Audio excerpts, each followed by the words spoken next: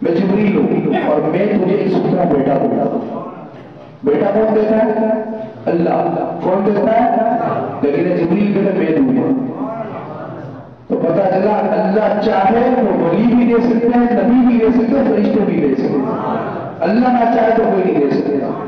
حضرت جبریل نے کہا، اب پہلے تو انہوں نے کہا میرے مجھے تو کسی نے چھوا بھی نہیں ہے، میں اور میرے معاملات بھی اس سے نہیں ہیں، نہ میں بچہ ہوں، میرا بچہ کیسے ہوگا؟ آپ نے فرمایا اللہ تعالیٰ ہر چیز پر قادر ہے. آپ نے دم کیا، آپ نے سامنے خون مارا حضرت مریم کو. حضرت مریم حاملہ ہو گئی، فوراً حاملہ ہو گئی. حاملہ ہونے کے بعد جو پروسیس تھا وہ مکمل ہوا. پھر آپ جنگلوں کی طرف گئی اور آپ نے درد زاہ جو ساتھ وہ جھاڑیوں کو پکڑ کر صاحب اپنے سے عیسیٰ کی ولادت ہو گئی. اور لوگ قوم آ گئی. اب قوم کو میں کیا جواب دوں گی؟ رب نے فرمایا اے مریم تو خاموش ہو جانا، بس کہنا میں نے چپ رہنے کا روزہ رکھا ہے، بچے کی طرف اشارہ کر دینا، باقی بچہ جانے اور وہ.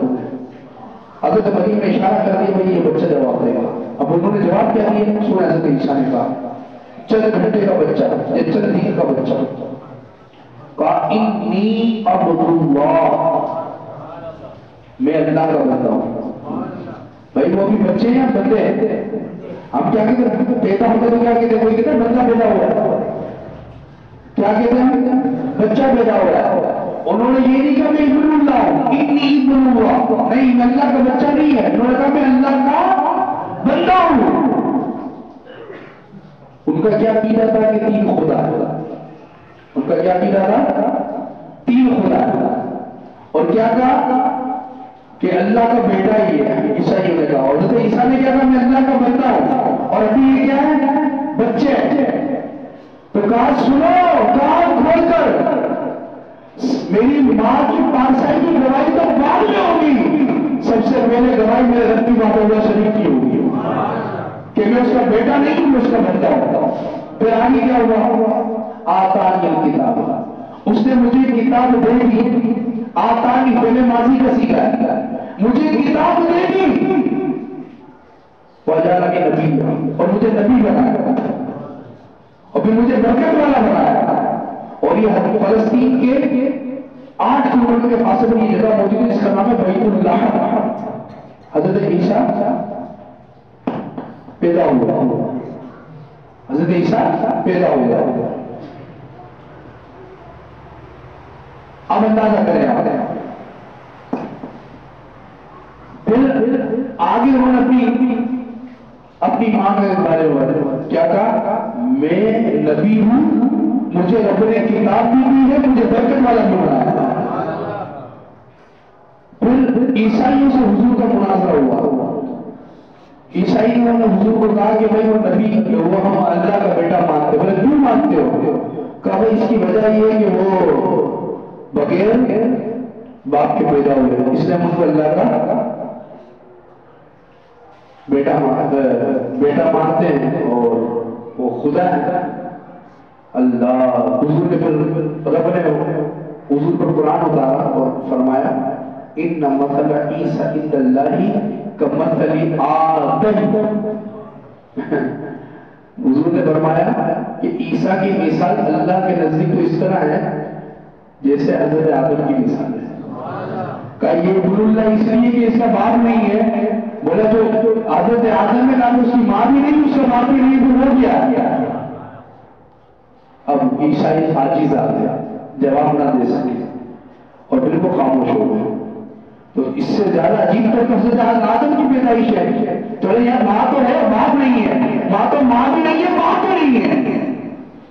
کن فیکون، رب نے کن کہا حضرت آدم کو پیدا ہوا. تو اللہ کے لیے یہ سارا کام آسان ہے کیونکہ وہ شاہکار قدرت ہے، وہ واجب الوجود ہے. تو اس لیے یہاں پر یہ ہے عقیدہ یہ رکھنا پڑے گا. پھر حضرت عیسیٰ کی وفات کے بارے میں 3 مذہب ہے. یہودی کہتے ہیں کہ آدھے یہودی کہتے ہیں کہ ہم نے ان کو پھانسی پر لٹکا دیا، سولی پر لٹکا دیا. آدھے شک میں پتہ نہیں لٹکائے یا نہیں لٹکائے، یہ لوگ وہی یا نہیں. آدھے شک میں خود کو بھی یقین نہیں ہے. دوسرے وہ لوگ حضرت حضرت یہ عیسائی وہ روتے ہمارے خاطر ووٹ سلپ پر چڑھ گیا، اکثر سنا ہوگا ہماری خاطر ووٹ سلپ پہ چڑھ گیا، ہماری وجہ سے ووٹ سلپ پہ چڑھ گیا، نعوذ باللہ من ذالک، وہ بھی چلے گئے اوپر۔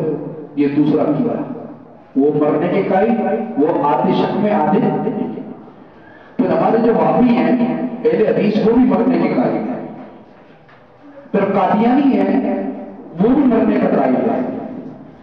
یہ چار مذہب ہے، لیکن قرآن میں خود بیان فرما دیا وما قتلوا وما صلبوه، نہ تو وہ قتل ہوئے نہ وہ سولی پہ چڑھے تھے، ان کی جگہ ان کے مثل چہرے والا اللہ نے ایک بندے کو رکھ کر دیا۔ کیسے کر دیا؟ چار دوست ہیں، اتنے میں حضرت جبریل آئے اور ایک جو آپ کا چہیتا تھا جو قریبی تھا آپ کا، آپ نے گلے لگایا، وہ آپ کی طرح ہو گیا اور جبریل آپ کو آسمان پر لے گئے اور یہودی نے اس کو پکڑ کے سوٹی پہ چڑھا دیا۔